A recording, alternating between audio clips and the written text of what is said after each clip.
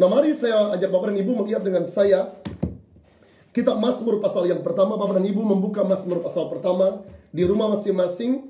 Saya dorong kepada brother sisters untuk menyiapkan catatan, menyiapkan Alkitab untuk bisa mendengarkan ini, karena ini akan banyak sifatnya teaching yang akan saya ajarkan, dan saya akan pergi kepada kontekstualisasi pergumulan kita masing-masing. Nah, saya ajak Bapak Ibu, mari kita lihat kitab Mazmur pasal yang pertama. Kita baca ayat-ayat ini, Mazmur pasal yang pertama. Mazmur pasal yang pertama, saya bacakan kepada Bapak Ibu semua. LAI memberikan judul Jalan Orang Benar dan Jalan Orang Fasik. Berbahagialah orang yang tidak berjalan menurut nasihat orang fasik, yang tidak berdiri di jalan orang berdosa, dan yang tidak duduk dalam kumpulan pencemooh. Tetapi yang kesukanya ialah Taurat Tuhan, dan yang merenungkan Taurat itu siang dan malam. Ia seperti pohon yang ditanam di tepi aliran air, yang menghasilkan buahnya pada musimnya, dan yang tidak layu daunnya. Apa saja yang diperbuatnya berhasil. Bukan demikian orang fasik, mereka seperti sekam yang ditiupkan angin. Sebab itu orang fasik tidak akan tahan dalam penghakiman. Begitu pula orang berdosa dalam perkumpulan orang benar. Sebab Tuhan mengenal jalan orang benar, tapi jalan orang fasik menuju kebinasaan. Brothers sisters, tema dari Mazmur pasal 1 yang berisi pengajaran yang sangat luar biasa ini adalah jalan menuju kehidupan yang berbuah-buah dan berhasil. Again, saya ulangi pernyataan saya. Tema dari kitab Mazmur pasal pertama adalah jalan kehidupan yang berbuah-buah dan berhasil. Gaya penulisan pasal 1 sama dengan gaya penulisan kitab Amsal, yang menunjukkan kepada kita jalan-jalan orang benar dan orang-orang fasik. Raja Salomo menulis pasal 1 ini. Jadi Mazmur pasal 1 ini ditulis oleh Raja Salomo pada saat ia sedang dalam perjalanan ke arah hutan menuju Libanon. Ia memperhatikan sebuah pohon yang ditanam di tepi aliran sungai, dan pohon tersebut menghasilkan buah. Maka hal itu kemudian muncul sebagai sebuah profesi atau sebuah perkataan yang bersifat nubuatan. Mazmur yang ia tulis ini dapat dikatakan sebagai Mazmur pembuka dari kitab Mazmur, karena hanya terdiri dari 6 ayat yang singkat sebagai kunci untuk menuju kehidupan berkemenangan di dalam Kristus. Dan karena itu saya percaya bahwa di hari-hari di tengah-tengah situasi confinement COVID-19 yang belum berakhir, ekonomi demikian sulit hari-hari ini, maka Mazmur pasal 1 akan menjadi way out atau jalan keluar bagi kita semua untuk hidup berkemenangan di tengah-tengah situasi seperti ini. Dan mari kita belajar ayat demi ayat dari Mazmur pasal 1. Bapak Ibu mari perhatikan Mazmur 1 ayat yang pertama. Berbahagialah orang yang tidak berjalan menurut nasihat orang fasik, yang tidak berdiri di jalan orang berdosa, dan yang tidak duduk dalam kumpulan pencemooh. Berbahagia di situ diterjemahkan di dalam Alkitab versi bahasa Inggris King James, blessed, mengandung pengertian dipenuhi dengan rasa cukup puas dari Tuhan sendiri lewat cara mengambil bagian di dalam kedamaiannya yang penuh sukacita. Oke, again saya menyatakan pernyataan ini. Berbahagia atau blessed di situ mengandung arti dipenuhi dengan rasa cukup dan puas dari Tuhan sendiri lewat cara mengambil bagian dalam kedamaiannya yang penuh sukacita. Waktu kita entering in the presence of the Lord, waktu kita masuk ke dalam hadiratnya dan kita belajar untuk dicukupkan, dipuaskan dalam hadiratnya, berjalan dalam firman-Nya, maka saya pastikan kehidupan kita akan menjadi kehidupan yang blessed, happy, atau yang berbahagia. Brother sisters, perhatikan. Orang mengacu kepada orang-orang tertentu. Anda perhatikan catatan 1 Korintus pasal 4 ayat 15. Alkitab memberitahukan satu di antara 1000. Coba mari kita lihat sebentar. 1 Korintus pasal yang keempat. 1 Korintus pasal yang keempat. Di dalam ayat yang ke-15. 1 Korintus pasal 4 ayat yang ke-15. Sebab sekalipun kamu mempunyai beribu-ribu pendidik dalam Kristus, kamu tidak mempunyai banyak bapa. Karena akulah yang dalam Kristus Yesus telah menjadi bapamu oleh Injil yang kuberitakan kepadamu. Brother sisters, perhatikan. Di dalam ayat tersebut disebutkan dua syarat mendasar yang merupakan kunci kehidupan yang berbuah-buah. Dan pagi hari ini saya ingin bernubuat kepada every single people yang joining dengan program Sabtu Teduh pagi hari ini. Saya bernubuat demi nama Yesus Tuhan, di tengah-tengah masa-masa sulit seperti ini, kehidupan brothers and sisters akan berbuah-buah. Pekerjaan-pekerjaan kita, apapun yang kita kerjakan, even itu dari rumah-rumah, tangan-tangan sederhana yang mengerjakan pekerjaan, nasi kuning, nasi jinggo, atau bapak dan ibu jual kue dalam bentuk apapun, saya bernubuat as a man of God, kehidupan yang berbuah-buah akan dialami oleh kita, termasuk kehidupan keuangan. Dan lebih penting daripada itu ialah kehidupan kita yang semakin hari semakin bertumbuh dalam Tuhan, mengenali jalan-jalan kebenaran firman Allah. Nah, perhatikan Bapak dan Ibu, dua syarat. Yang pertama ialah mereka yang benar-benar memisahkan diri dari semua nasihat jahat dan dari perkumpulan orang fasik. Sekali lagi. Mereka yang akan hidup berbuah-buah ialah mereka yang akan benar-benar memisahkan diri dari semua nasihat jahat dan dari perkumpulan orang-orang fasik. Yang first tadi ialah benar-benar memisahkan diri dari semua nasihat jahat dan dari perkumpulan orang fasik.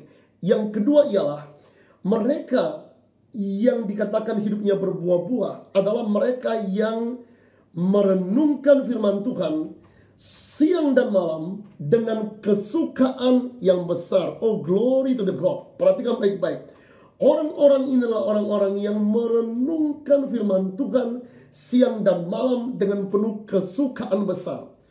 Dan saya believe pagi hari ini, brothers, sisters, bapak dan ibu, saudara kekasih Tuhan, ketika Anda mengambil waktu di jam 8 waktu Indonesia Tengah, jam 7 waktu Indonesia Barat, dan juga jam 9 waktu Indonesia Timur, Bapak Ibu adalah orang-orang yang ingin merenungkan firman Tuhan siang dan malam dengan kesukaan yang besar. Dan ini pasti akan memberikan dampak yang sangat signifikan kepada kehidupan brothers sisters. Nah, brothers sisters, mari kita lanjutkan.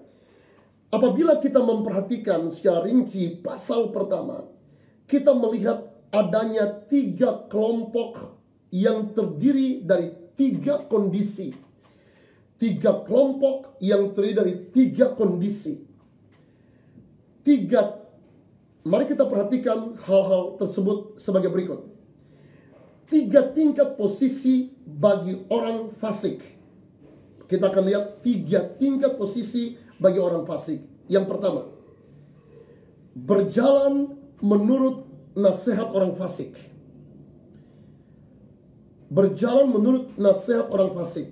Hal ini berarti menerima bimbingan dan arahan mengenai hal-hal yang bersifat rohani dari orang-orang fasik atau mereka yang mempergunakan cara-cara dunia. Haleluya. Berjalan menurut nasihat orang fasik artinya mereka yang menerima bimbingan dan arahan mengenai hal-hal rohani dari orang-orang fasik atau mereka yang menggunakan cara-cara dunia. Yang kedua, mereka yang berdiri di jalan orang-orang fasik. Artinya, orang-orang ini ikut memegang apa yang diyakini oleh orang-orang fasik dan terang-terangan menyetujui prinsip-prinsip orang-orang berdosa. Ini berarti orang-orang ini akan berada di jalan yang sama. Jalan lebar menuju kebinasaan. Again, brothers sisters, jalan lebar menuju kebinasaan. Dan mereka akan bergabung dengan mereka yang terang-terangan melakukan dosa yang telah menjadi kebiasaan seperti homoseks dan pezinah. Saya berdoa demi nama Yesus, kalau ada saudara di antara Bapak Ibu, brothers sisters yang jatuh dalam dosa perzinahan, kontak saya secara personal, dan saya yakinkan saya bisa menolong Bapak dan Ibu untuk keluar dari ikatan-ikatan dosa itu, perzinahan, pornografi, onani dan sebagainya. Di dalam nama Yesus Anda akan dimampukan untuk lepas dari semua itu. Lalu yang ketiga adalah 3 tingkat posisi orang fasik, yaitu duduk di dalam kumpulan pencemooh. Berarti orang-orang ini mengambil satu posisi permanen dalam kumpulan orang fasik dan pencemooh. Saudaraku, inilah sebuah kemerosotan yang sungguh-sungguh sangat terburuk dalam perjalanan iman seseorang. Posisi ini menandakan sebuah posisi tinggal bersama-sama dengan orang fasik secara terus-menerus, karena kata duduk memberikan sebuah indikasi tidak bergerak atau suatu suasana hati yang tidak berubah. Sekali lagi saya katakan, semua kata duduk menyeratkan atau memberikan sebuah kesan ilahi tentang seseorang yang tidak bergerak atau satu suasana hati yang tidak berubah.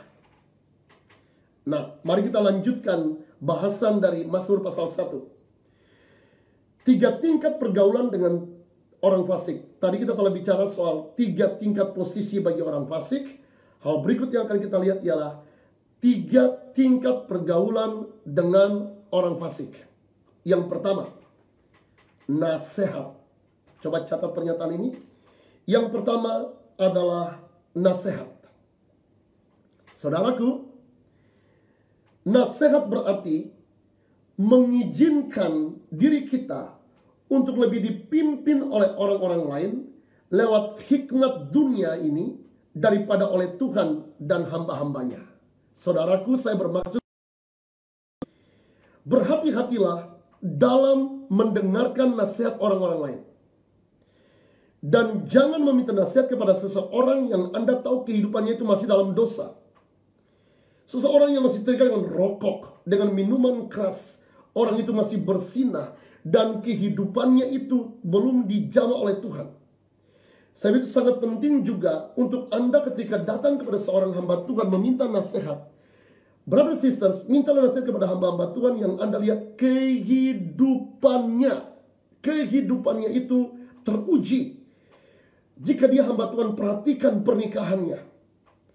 Perhatikan bagaimana dia mengelola keuangan di gereja. Perhatikan bagaimana dia gaya hidup. Apakah dia hidup sebagai celebrity preacher yang kemudian menata jumlah mobil di rumahnya, mengumpulkan harta kekayaan untuk kepentingan pribadi, atau hamba Tuhan tersebut mempergunakan keuangan itu untuk melayani orang-orang miskin, anak-anak yang berkekurangan.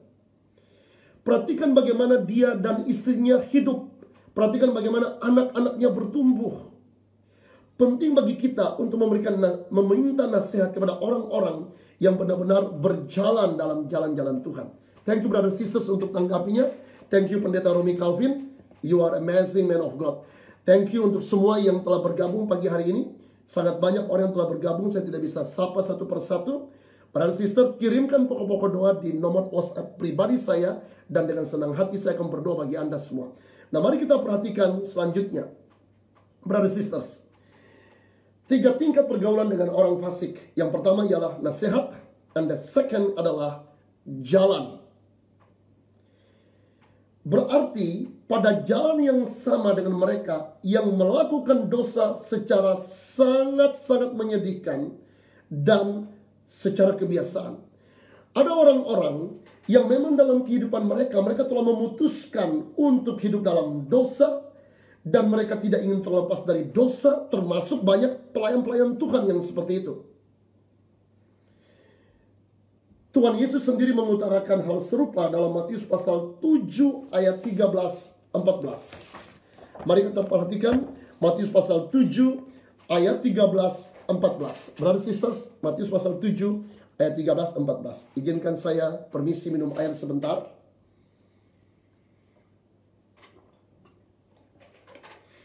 Mari, Matius pasal 7 ayat 13-14.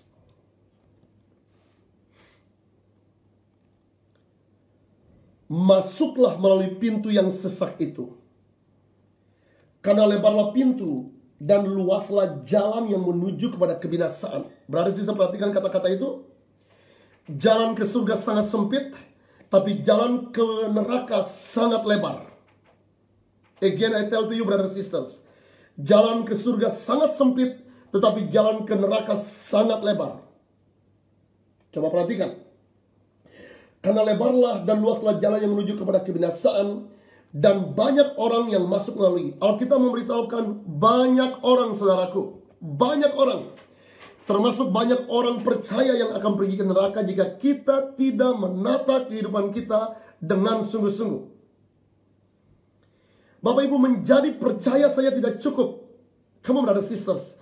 Menjadi percaya, kita tidak perlu pay price. Itu free.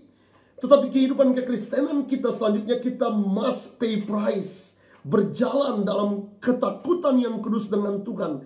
Berjalan dalam jalan-jalan yang takut akan Tuhan. Perhatikan, karena sesaklah pintu dan sempitlah jalan yang menuju kepada kehidupan, dan sedikit orang yang mendapatinya. Perhatikan kata-kata itu. Karena sesaklah pintu dan sempitlah jalan yang menuju kepada kehidupan, dan sedikit orang yang mendapatinya. Jalan ke surga itu jalan yang sangat sempit, saudaraku.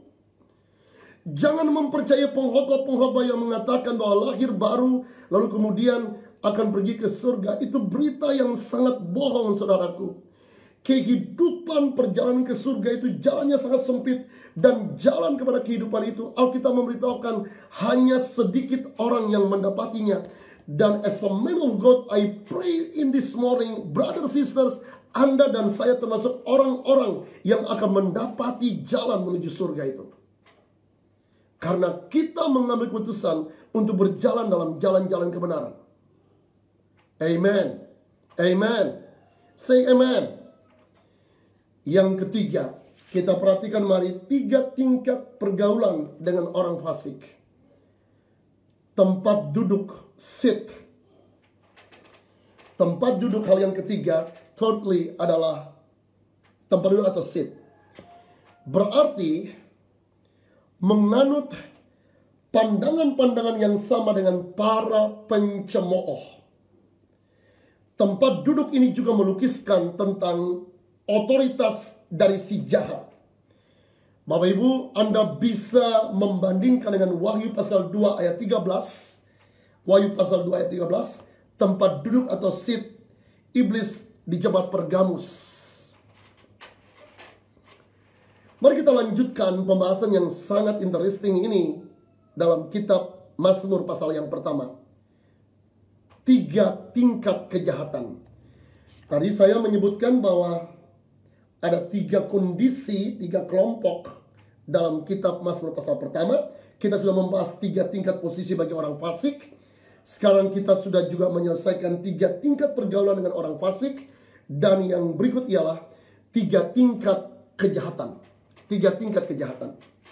Yang pertama adalah orang fasik. Siapakah orang fasik, saudaraku? Adalah orang-orang yang bernafsu rendah. Mereka adalah orang-orang yang mengejar apa yang bukan kepunyaan mereka. Hal ini mengandung pengertian tentang orang-orang yang serakah.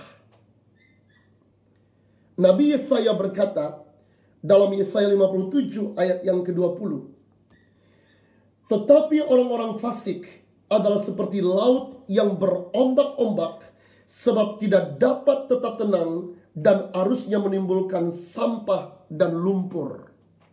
Again, Yesaya 57 ayat 20. Tetapi orang-orang fasik adalah seperti laut yang berombak-ombak, sebab tidak dapat tenang dan arusnya menimbulkan sampah dan lumpur. Tingkatan kedua kejahatan adalah, yang pertama tadi orang fasik, dan yang kedua ialah orang berdosa.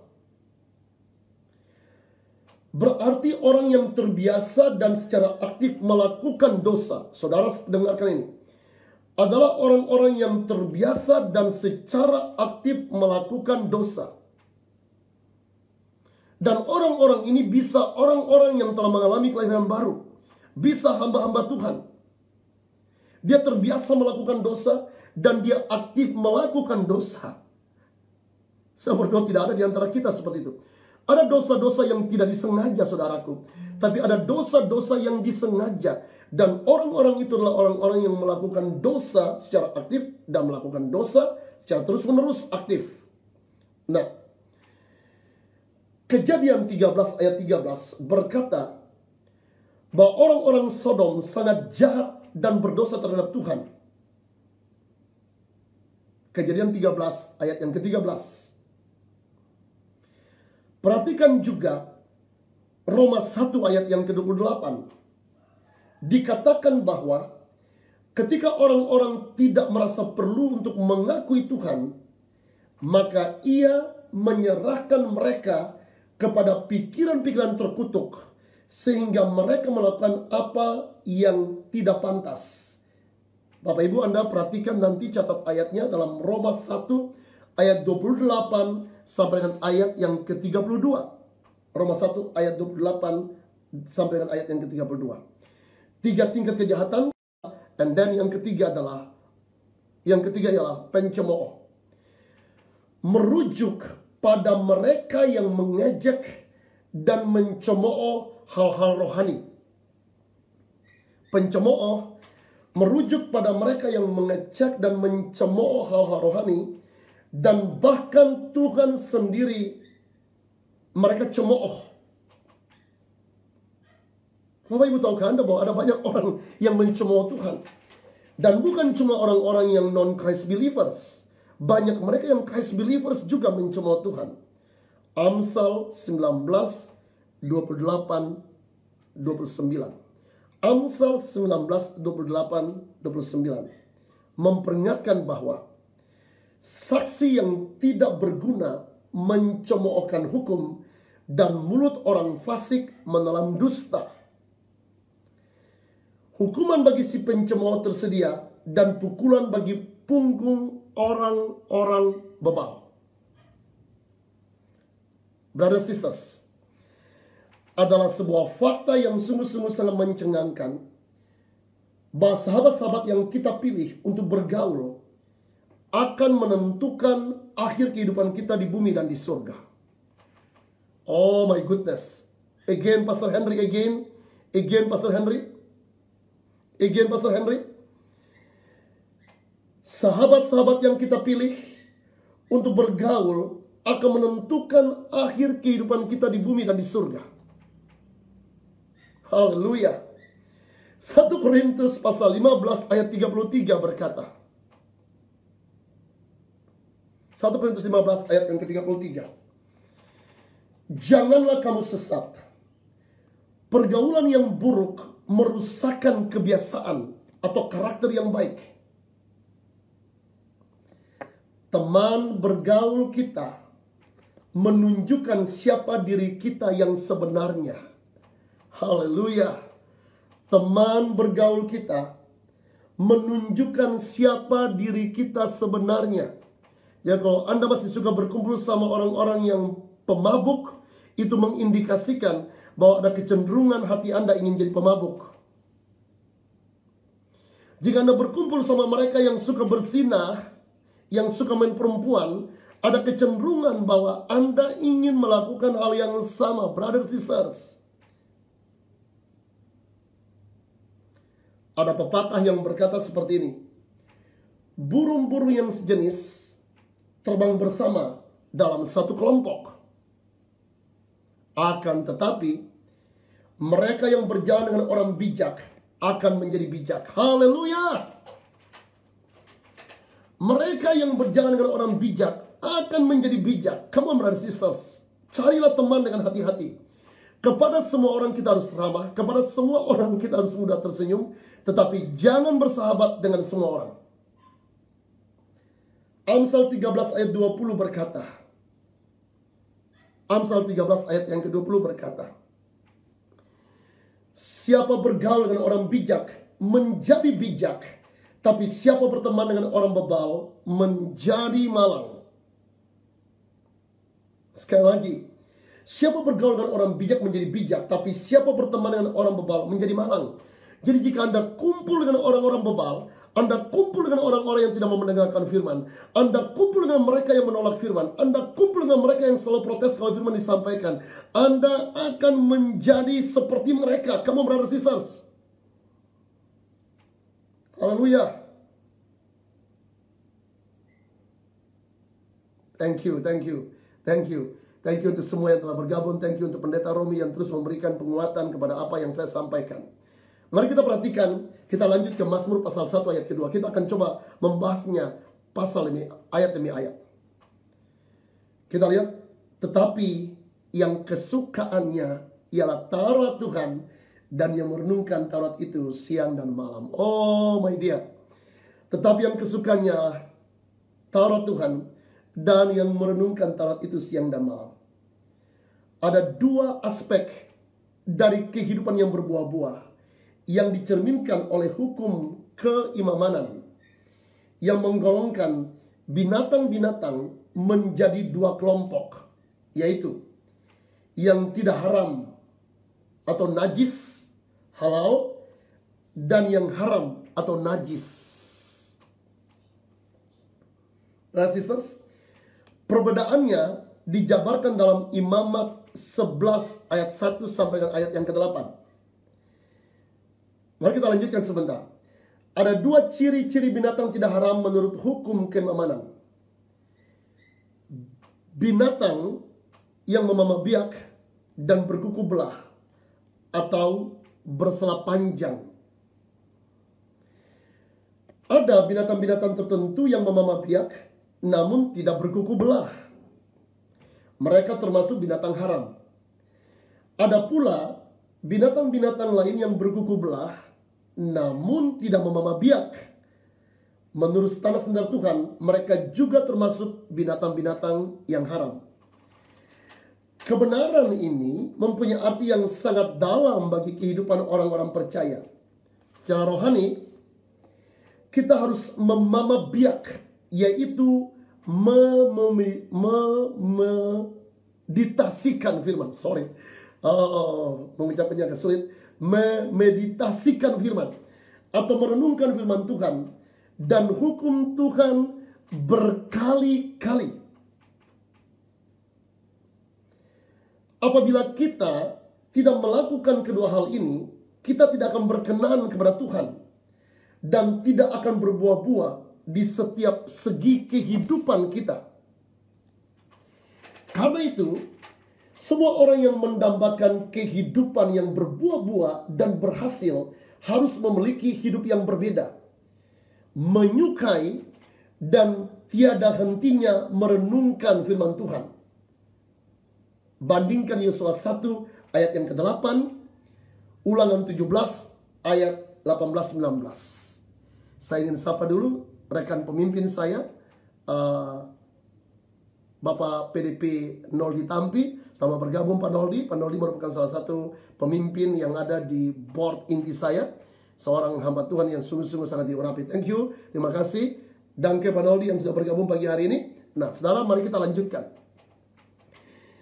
Bersuka, kita lagi bahas ayat yang kedua. Bersuka menandakan kehidupan kita yang menempatkan firman Tuhan di atas segala kesenangan lain.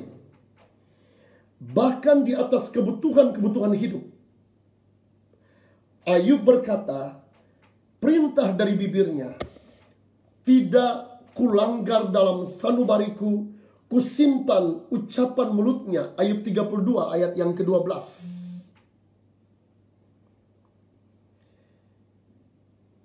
Menyukai hukum Tuhan berarti mempunyai kehangatan yang mendalam dan memancar dalam kehidupan kita, saudaraku. Yang berasal dari kerinduan untuk mempelajari firman Tuhan, menjunjung tinggi firman Tuhan, mempelajari firman Tuhan dan menjunjung tinggi firman Tuhan. Apabila, saudaraku, kita melakukannya dan menahan diri dari bacaan-bacaan yang tidak berfaedah, dari kemudian juga film-film yang tidak bermanfaat, yang tidak penting, maka rasa lapar dan haus yang tidak terpuaskan akan firman Tuhan akan terus muncul dalam kehidupan, dalam hati kita. So brothers sisters, mari saya beritahu kepada Anda semua, kurangi jam menonton televisi. Saya tidak anti televisi. Sebagai seorang hamba Tuhan, saya sometimes juga melihat televisi, melihat berita, dan sangat sulit bagi saya untuk nonton televisi yang kabel sekarang. Maka seringkali saya membuka YouTube untuk melihat perkembangan informasi tentang Indonesia, because every morning saya berdoa untuk Indonesia. Nah, banyak di antara Anda yang telah menghabiskan waktu untuk hal yang tidak bermanfaat, termasuk Anda terlalu akses Facebook, Instagram, dan sebagainya. Ada orang-orang yang akses Facebook dan Instagram 6-7 jam per hari.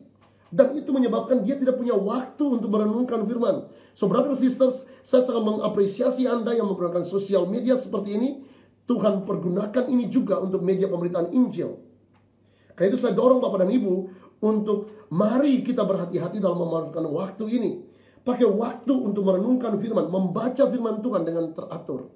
Nah, merenungkan, saudaraku, itu bisa digambarkan sebagai sebuah proses memamah biak yang dilakukan oleh seekor sapi. Sapi akan mengambil waktu beristirahat, dan setelah itu kemudian memuntahkan makanan yang telah dimakannya dalam jumlah yang sangat banyak selama beberapa jam. Dan kemudian dia mengunyahnya kembali sekitar 55 kali.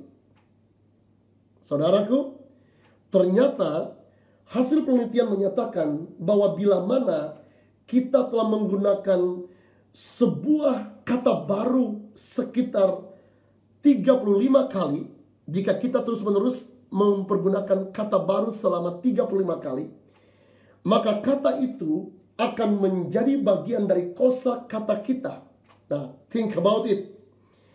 Jika Anda membaca firman Tuhan secara terus-menerus every day, jika Anda ikuti renungan saat teduh seperti ini setiap hari, maka dapat dipastikan Bapak dan Ibu, kata-kata firman itu akan tertanam, akan terpatri, dan akan menjadi bagian dari kosakata, diksi pada saat Anda berbicara.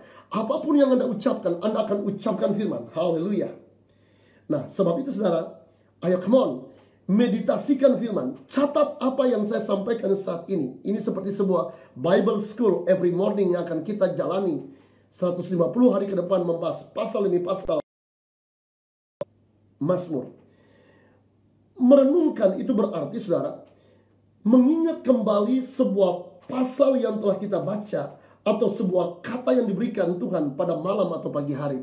Sometimes ketika kita baca firman, ada sesuatu yang jump out keluar dari ayat itu yang kita sebut sebagai rema. Dan sepanjang hari ayat itu terus mengingatkan kita. Brothers sisters, dalam Mazmur 119 ayat 148, pemazmur berkata, Mazmur 119 ayat 148, pemazmur berkata, aku bangun mendahului waktu jaga malam untuk merenungkan janjimu. Perhatikan kata-kata ini. Aku bangun mendahului waktu jaga malam untuk merenungkan janjimu. Ketika kita terus-menerus merenungkan firman Tuhan, firman itu akan menjaga kita dari semua yang jahat sepanjang hari. Amen. Amen. Daud berkata, dia bangun mendahului waktu jaga malam untuk merenungkan janjimu. Brother sister, itu adalah jam penjagaan di Israel. Ada polanya, saya tidak punya waktu untuk membuka itu. Tapi mari saya beritahu, Bapak Ibu, bunyikan alarm di dini hari. Everyday saya jam 4 pasti bangun. Tahun lalu biasanya saya jam 3, jam setengah 3, jam 2 saya sudah bangun. Tapi satu hari saya mengalami kecelakaan, saya tertutup mata cuma 1 second, 1 detik.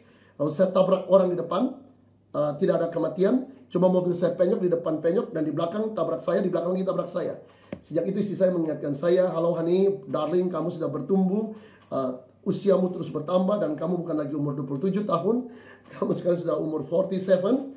Ya, dan istri saya ingatkan supaya menambah jam tidur. Dan karena itu saya tidak lagi bangun di setengah 2, jam setengah 3. Sekarang saya bangun setiap hari jam 4. Nah, brothers and sisters, it's not about hour. Ya, ini bukan tentang jam. Anda mungkin punya kasih karunia untuk bangun jam 6. Bunyikan alarm Anda jam 6 pagi. Dan ambil beberapa menit untuk worship Him. Ambil beberapa menit untuk sembah Tuhan. Ambil beberapa menit untuk memuji Tuhan. Amen. Amen. Oke, Bapak Ibu perhatikan.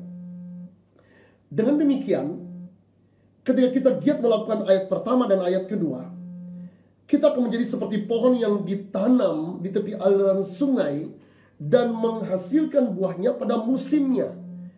Dan apapun yang kita lakukan, kita akan berhasil. Ayat yang ketiga berkata, saya baca ayat yang ketiga. Ayat yang ketiga. Ia seperti pohon yang ditanam di tepi aliran air, yang menghasilkan buahnya pada musimnya, dan yang tidak layu daunnya, apa saja yang diperbuatnya berhasil. Saudaraku, sekali lagi, dengan demikian, orang percaya yang dengan giat melakukan ayat pertama dan ayat yang kedua, apapun yang dilakukan, pasti berhasil. Amen. Amen. Amen. Haleluya. Haleluya. Hal ini berlaku dalam keberhasilan rohani dan juga jasmani, saudaraku. Tuhan ingin membawa kita semua sebagai anak-anaknya kepada kondisi seperti ini. Ia rindu agar kita menghasilkan buah, berbuah lebih banyak, serta berbuah lebih berlimpah.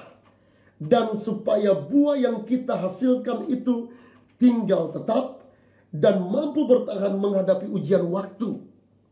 Yohanes 15 ayat 2, 5 dan 16. Tuhan menghendaki agar kehidupan kita itu menghasilkan buah, berbuah lebih banyak, serta berbuah lebih berlimpah, dan supaya buah kita itu tetap dan dinikmati oleh banyak orang. Tetapi harus didahului oleh ayat pertama dan ayat yang kedua. Dan saya percaya pagi hari ini, brothers sisters, Anda sementara tuning di channel ini, Anda sementara memutuskan untuk menjadi orang-orang yang melakukan ayat pertama dan ayat yang kedua. Perhatikan, selanjutnya ayat ketiga berkata, dan yang tidak layu daunnya. Berarti bahwa setiap orang percaya yang menaati ayat-ayat sebelumnya tidak akan mengalami kekeringan rohani sebagaimana dialami oleh banyak orang mengikuti anjuran pemazmur tersebut. Jadi Anda mau hidup berbuah-buah di tengah-tengah musim-musim yang sulit seperti ini? Anda mau daun Anda tidak layu dalam musim-musim yang sulit ini? Sederhana, lakukan ayat pertama dan ayat yang kedua. Bandingkan dengan Yeremia 17 ayat 7 dan ayat yang ke-8. Bandingkan Yeremia 17 ayat 7 dan ayat yang ke-8. Haleluya. Haleluya. Mari kita pergi ke ayat yang keempat, brothers sisters. Bukan demikian orang fasik. Mereka seperti sekam yang ditiupkan angin. Brothers sisters, mereka akan seperti sekam yang ditiupkan angin. Akan ada jarak pemisah antara orang percaya dan orang fasik. Apapun yang tidak berasal dari Tuhan akan tertiup angin seperti sekam. Saudara dengar ini. Apapun yang tidak berasal dari Tuhan akan tertiup angin seperti sekam ini. Dan di tengah-tengah COVID-19 ini banyak orang yang tertiup angin. Mengapa? Karena mereka tidak menjalani kehidupan mereka dengan ayat pertama dan ayat yang kedua. Mereka seperti sekam. Yohanes Pembaptis menjelaskan bahwa pelayanan Yesus adalah seperti penampi. Ia berkata, alat penampi sudah di tangannya. Alat penampi sudah di tangannya. Ia akan menghasilkan tempat pengerikannya dan mengumpulkan gandumnya ke dalam lumbung. Tapi debu jerami itu akan dibakarnya dalam api yang tidak terpadamkan. Matius pasal yang ketiga, ayat yang kedua. Saudaraku, seperti yang Kristus katakan dalam Matius pasal 13 ayat 30. Akan datang satu pemisahan. Biarkanlah keduanya tumbuh bersama-sama sampai waktu menuai. Pada waktu itu akan berkata kepada para penuai, kumpulkanlah dahulu lalang dan ikatlah berkas-berkas untuk dibakar. Kemudian kumpulkanlah gandum itu ke dalam lumbungku. Allah akan melakukan pembedaan. Dan saat ini di tengah-tengah musim ini Tuhan lagi melakukan pembedaan antara orang benar yang tinggal dalam firman dan orang-orang yang hidup seperti orang fasik. So brothers, sisters, come on, take decision right now. Ambil keputusan untuk menjadi orang benar. Yang kesukanya ya tara Tuhan, merenungkannya itu siang dan malam. Mari kita lanjutkan ke ayat yang kelima. Sebab itu orang fasik tidak akan tahan dalam penghakiman. Begitu pula orang berdosa dalam perkumpulan orang benar. Sama seperti Yudas dan mereka yang berusaha menangkap Yesus, Yohanes 18 ayat yang ke-6, orang fasik akan jatuh terjengkang dan mereka tidak akan mampu berdiri ketika Tuhan bangkit untuk menghakimi umatnya. Dan hari ini saudaraku, apa yang terjadi dengan COVID-19 ya Tuhan sementara bangkit.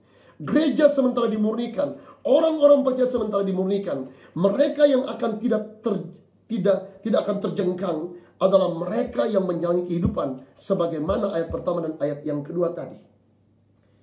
Para pendosa tidak hanya yang di dunia, namun juga yang berada dalam gereja akan gemetar dan ketakutan pada fase seperti ini.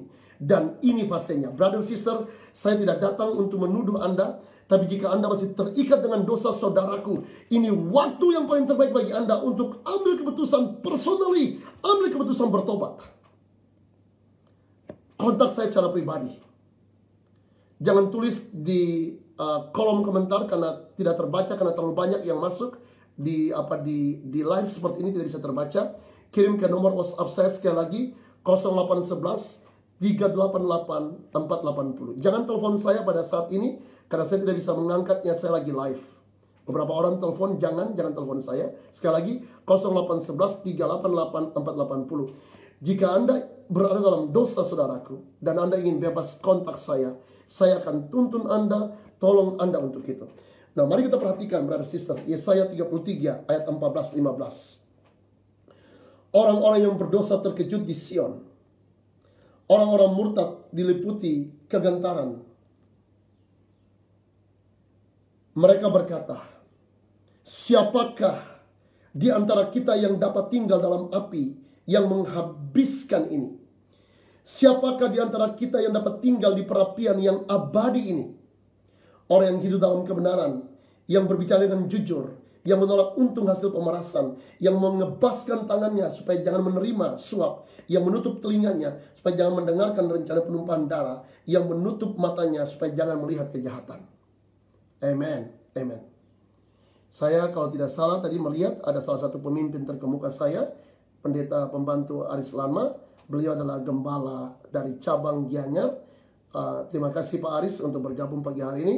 Mari dukung dalam doa untuk kita akan berdoa beberapa menit ke depan bagi saudara-saudara kita. Is amazing prayer man, seorang yang sangat diurapi, seorang pendoa yang sangat diurapi. Mari kita lihat ayat terakhir kita dalam Mazmur pasal 1 ayat yang ke-6. Sebab Tuhan mengenal jalan orang benar. Sekali lagi, sebab Tuhan mengenal jalan orang benar, tapi jalan orang fasik menuju kebinasaan. Alasan mengapa Tuhan mengenal jalan orang benar adalah karena Ia telah mengatur ulang kehidupannya. Bapak Ibu, Anda perhatikan Ayub 23 ayat yang ke-10. Ayub 23 ayat yang ke-10. Ayub 23 ayat yang ke-10. Bagi orang fasik, Tuhan menyatakan dalam Matius 7 ayat 21-23. Bukan setiap orang yang berseru kepadaku, Tuhan, Tuhan, akan masuk ke dalam kerajaan surga, melainkan dia yang melakukan kehendak Bapakku yang di surga. Pada hari-hari terakhir ini, orang-orang akan berseru kepadaku, Tuhan, Tuhan, bukankah kami bernubuat demi namamu, dan mengusir setan demi namamu, dan mengadakan banyak mujizat demi namamu juga. Pada waktu itulah aku akan berterus terang kepada mereka dan berkata, aku tidak pernah mengenal kamu, enyahlah daripadaku, kamu sekalian pembuat kejahatan. Akhir hidup orang fasik telah digariskan, bahwa mereka akan binasa selamanya. Saudaraku, perhatikan kata-kata ini. Akhir kehidupan orang fasik telah digariskan, bahwa mereka akan binasa selama-lamanya. Tetapi orang benar akan seperti pohon yang berbuah, yang digambarkan pada pasal ini, menghasilkan buahnya pada musimnya. Buah yang tinggal tetap selamanya. Dengan menghasilkan banyak buah, kita akan memuliakan Tuhan. Dan terpujilah nama Tuhan, karena kita menjadi alat di dalam tangannya, saudaraku.